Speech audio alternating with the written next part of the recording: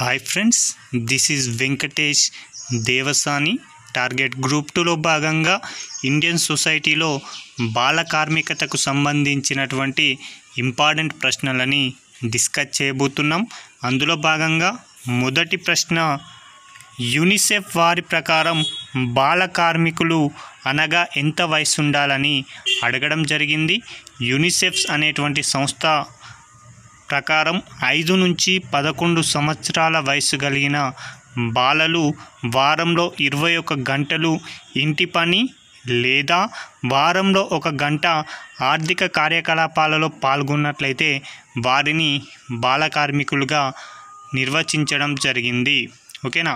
5 నుంచి 11 సంవత్సరాల వయసు ఉన్నటువంటి బాలలు ఎవరైతే ఉంటారో వారు వారంలో 21 గంటలు ఇంటి పని చేసేవారై ఉండాలి, లేదా వారంలో 1 గంట ఆర్థిక కార్యకలాపాలలో పాల్గొన్న వారిని బాల కార్మికులుగా పేర్కొనడం జరిగింది. అదే యూనిసెఫ్ సంస్థ మరొక నిర్వచనం కూడా ఇవ్వడం జరిగిందండి. 12 నుంచి 14 సంవత్సరాల బాలలు ఎవరైతే ఉంటారో వారు 21 గంటల పాటు ఇంటి పనిలో, వారానికి 14 గంటలు ఆర్థిక కార్యకలాపాలలో పంచుకున్న వారిని బాల కార్మికులుగా నిర్వచించడం జరిగింది. ఒకసారి మళ్ళీ చూడండి. 21 గంటల పాటు ఇంటి కార్యక్రమాలలో పాల్గొన్న లేదా వారానికి 14 గంటలు ఆర్థిక కార్యకలాపాలలో పాల్గొన్న వారిని బాల కార్మికులుగా నిర్వచించడం జరిగింది. అయితే ఐక్యరాజ్య సమితి బాలల హక్కుల సాంప్రదాయం ప్రకారం బాల కార్మికులు అనగా 18 సంవత్సరాల లోపు వారు ఎవరైతే బాలలు ఉంటారో వారిని బాల కార్మికులుగా నిర్వచించడం జరిగింది. రెండో ప్రశ్న, బాల కార్మిక నిషేధ చట్టం 1986 ప్రకారం బాల కార్మికుడిగా గుర్తించాలంటే కనీస వయసు ఎంత సంవత్సరాలు ఉండాలి అని అడిగారండి. ఫస్ట్ మనకి ఇక్కడ క్వశ్చన్లోనే ఆన్సర్ ఉంది. బాల కార్మిక నిషేధన చట్టం ఎప్పుడు వచ్చిందని అడుగుతాడు. కాబట్టి 1986.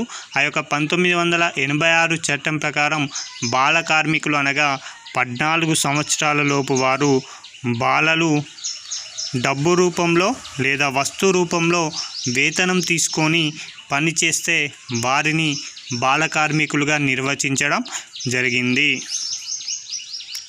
మూడో ప్రశ్న, జాతీయ బాలల విధానం 2013 ప్రకారం బాల కార్మికత వయసు ఎంత అని అడిగారండి. జాతీయ బాలల విధానాన్ని 2013 సంవత్సరంలో తీసుకురావడం జరిగింది. అలాంటి జాతీయ బాలల విధానం 2013 ప్రకారం బాల కార్మికులు అనగా 18 సంవత్సరాల లోపు వారందరూ కూడా బాల కార్మికుల, ఒకవేళ వారు గనక పనిచేస్తే వారిని బాల కార్మికులుగానే నిర్వచించడం జరిగింది. అదే కర్మాగారాల చట్టం 1948 ప్రకారం 14 సంవత్సరాల లోపు వారు ఎవరైతే పని చేసినట్లయితే వారిని బాల కార్మికులుగా నిర్వచించడం జరిగింది. ఈ గనుల చట్టం ప్రకారం 18 సంవత్సరాల లోపు ఎవరు కూడా పని చేసినా వారిని బాల కార్మికులుగానే నిర్ణయించడం జరిగింది. అదేవిధంగా తోట పనుల చట్టం 1951 ప్రకారం 12 సంవత్సరాల లోపు బాలలు ఎవరైతే పని చేసినట్లయితే వారిని బాల కార్మికులుగానే నిర్వచించడం జరిగింది. ఇక మోటార్ రవాణా చట్టం 1961 ప్రకారం 15 సంవత్సరాల లోపు పిల్లలు ఎవరైతే గనక పనిలో పాల్గొన్నట్లయితే వారిని బాల కార్మికులుగానే పేర్కొనడం జరిగింది. ఇక బీడీ అండ్ సిగరెట్ కార్మికుల చట్టం ప్రకారం 14 సంవత్సరాల లోపు పిల్లలు ఎవరైతే పనులలో పాల్గొంటారో వారిని బాల కార్మికులుగా నిర్ణయించడం జరిగింది.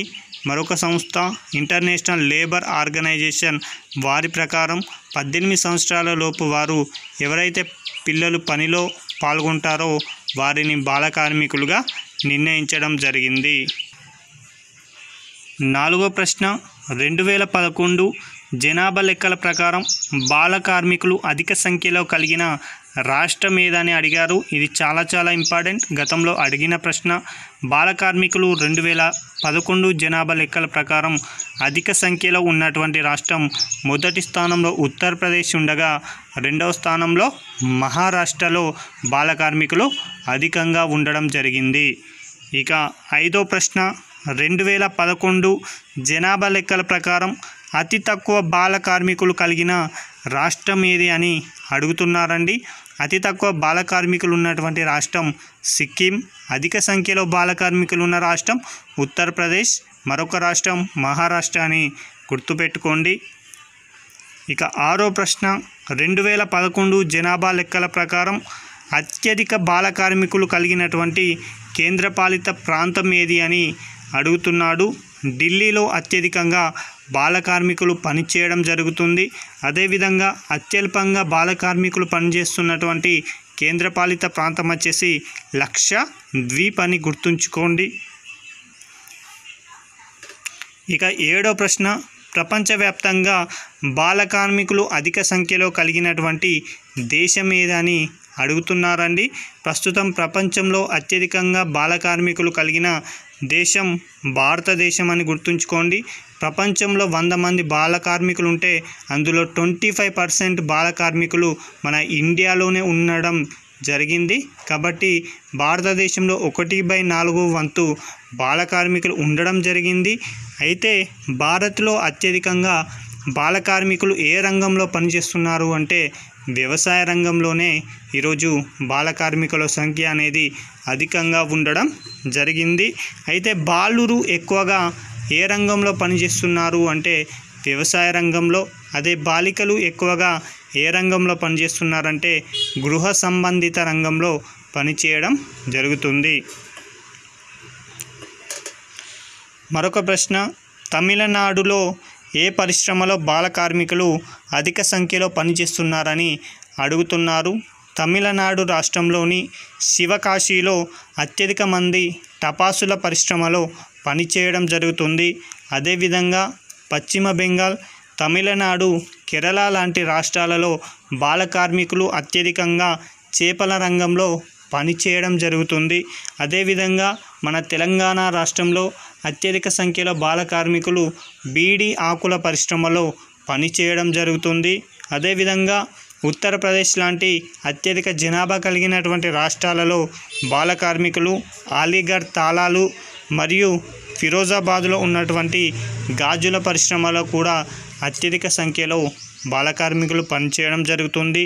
అదేవిధంగా జమ్మూ కాశ్మీర్ లాంటి కేంద్రపాలిత ప్రాంతం మరియు ఉత్తరప్రదేశ్ లాంటి రాష్ట్రాలలో బాల కార్మికులు అత్యధికంగా తివాచీ పరిశ్రమలలో పనిచేయడం జరుగుతుంది.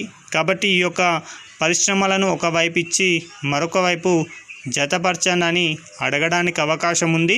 కాబట్టి ఈ క్వశ్చన్ చాలా చాలా ఇంపార్టెంట్, గుర్తుపెట్టుకోండి. మరొక ప్రశ్న, బాలల హక్కులపై నానాజాతి సమితి తొలిసారి ఎప్పుడు ప్రకటన చేసింది అని అడగడం జరిగింది. ఫస్ట్ నానాజాతి సమితి అనేది మొదటి ప్రపంచ యుద్ధానంతరం ప్రపంచ శాంతి ధ్యేయంగా 1919లో ఈ యొక్క నానాజాతి సమితిని ఏర్పాటు చేయడం జరిగింది. దాని యొక్క రూపకర్తగా ఉన్రో విల్సన్ గారిని చెప్పడం. తదుపరి రెండో ప్రపంచ యుద్ధానంతరం ఐక్యరాజ్య సమితి 1945 అక్టోబర్ 24న ఏర్పడింది అని గుర్తుంచుకోండి. ఈ రెండు సంస్థల గురించి ఎగ్జామ్ పాయింట్ ఆఫ్ వ్యూలో చాలా ప్రశ్నలు రావడానికి అవకాశం ఉంది. అయితే ఈ ప్రశ్నలో చూసుకున్నట్లయితే నానాజాతి సమితి బాలల హక్కులపై ఎప్పుడు ప్రకటన చేసిందని అడుగుతున్నాడు. 1924 సంవత్సరంలో ఈ యొక్క బాలల హక్కులపైన తొలిసారిగా నానాజాతి సమితి ప్రకటన చేయడం జరిగింది. 10వ ప్రశ్న, అంతర్జాతీయ బాలల నిధిని ఏ సంవత్సరంలో ఏర్పాటు చేశారని అడుగుతున్నారండి. అంతర్జాతీయ బాలల నిధిని 1946 సంవత్సరంలో చేయడం జరిగింది. అదేవిధంగా ఐక్యరాజ్య సమితి 1948 డిసెంబర్ 10న విశ్వ మానవ హక్కుల ప్రకటననైతే ప్యారిస్ నగరంలో చేయడం జరిగిందని గుర్తుంచుకోండి. అంతర్జాతీయ బాలల నిధి అంటే 1946 చాలా ఇంపార్టెంట్. మరొక ప్రశ్న అండి, 11వ ప్రశ్న, ఐక్యరాజ్య సమితి సాధారణ సభ బాలల హక్కుల తీర్మానాన్ని ఎప్పుడు ఆమోదించింది? బాల కార్మికులకు సంబంధించి మరియు బాలలకు కూడా సపరేట్గా కొన్ని హక్కులను చేర్చేయాలి అని ఐక్యరాజ్య సమితి నిర్ణయించుకోవడం జరిగింది. ఆ నిర్ణయం మేరకు మొదటిసారిగా బాలల హక్కులకు సంబంధించినటువంటి తీర్మానాన్ని 1959 నవంబర్ 20వ తేదీన రూపొందించి అదే సంవత్సరంలో అంటే నవంబర్ 20, 1959 సంవత్సరంలో ఆమోదించడం జరిగింది. అందులో భాగంగా బాలల హక్కులకు సంబంధించి ఐక్యరాజ్య సమితి 10 సూత్రాలనైతే పేర్కొనడం జరిగింది. 12వ ప్రశ్న, ఐక్యరాజ్య సమితి సాధారణ సభ బాలల హక్కుల ఒడంబడిక లేదా సాంప్రదాయాన్ని ఎప్పుడు రూపొందించింది? బాలల హక్కుల తీర్మానాన్ని 1959లో రూపొందిస్తే ఆ యొక్క తీర్మానాన్ని ఆధారంగా చేసుకొని బాలల హక్కుల ఒడంబడికను 1989 సంవత్సరంలో ఐక్యరాజ్య సమితి సాధారణ సభ అనేది రూపొందించడం జరిగింది. అలా రూపొందించిన బాలల హక్కుల ఒడంబడిక లేదా సాంప్రదాయం అనేది 1990 సెప్టెంబర్ 2వ తేదీ నాడు అమల్లోకి రావడం జరిగింది.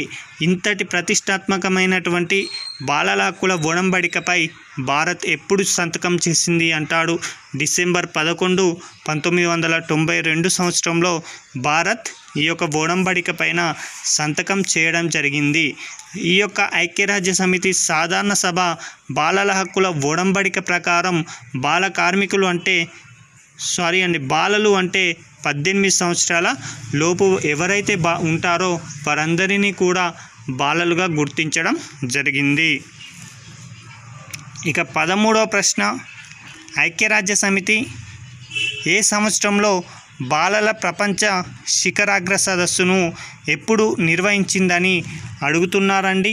ఐక్యరాజ్య సమితి బాలలకు సంబంధించి కూడా కొన్ని నిర్ణయాలను తీసుకోవాలి, వారి హక్కులను కాపాడాలి, మరికొన్ని అంశాల ధ్యేయంగా 1990 సంవత్సరంలో మొట్టమొదటిసారిగా ఒక శిఖరాగ్ర సదస్సును అయితే నిర్వహించడం జరిగింది.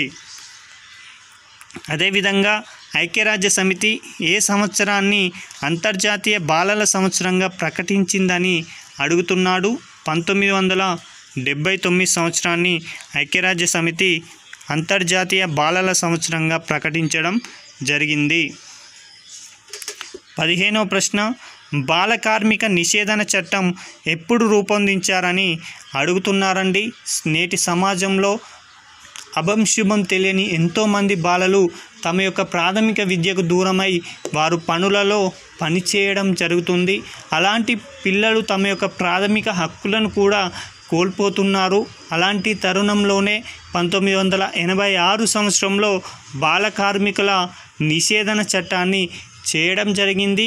ఈ చట్టం ప్రకారం అభం శుభం తెలియని ఎంతోమంది పిల్లలు ఇలాంటి పనులలో పని చేయకుండా వారిని నిషేధించి వారికి ఒక కొత్త జన్మనైతే పునర్జన్మను ఇచ్చి వారికి ఒక ప్రాథమిక విద్యను అందించే నిర్ణయం అయితే తీసుకోవడం జరిగింది. అది ఏ చట్టం ప్రకారం అంటే బాల కార్మిక నిషేధన చట్టం 1986 అని గుర్తుంచుకోండి. ఇది ఎప్పుడు అమల్లోకి వచ్చిందంటాడు.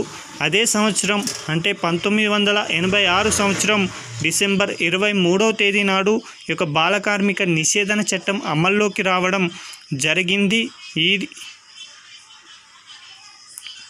ఈ యొక్క బాల కార్మిక నిషేధన చట్టం అనేది రాజ్యాంగంలోని 24 మరియు 39 ఆర్టికల్స్ను ఆధారంగా చేసుకొని రూపొందించడం జరిగింది.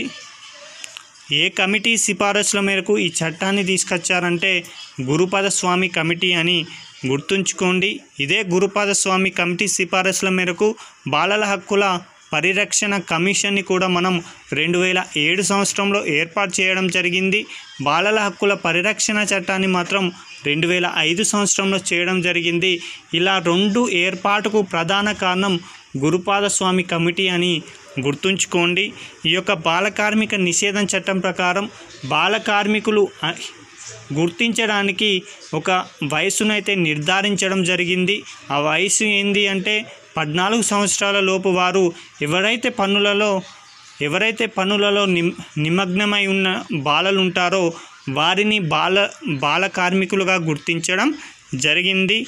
అదేవిధంగా 18 రకాల వృత్తులలో మరియు 65 రకాల ఉత్పాదకాలలో ఈ యొక్క బాలలు పనిచేయకుండా నిషేధించడం జరిగింది. ఈ యొక్క బాల కార్మిక నిషేధన చట్టం 1986 ప్రకారం.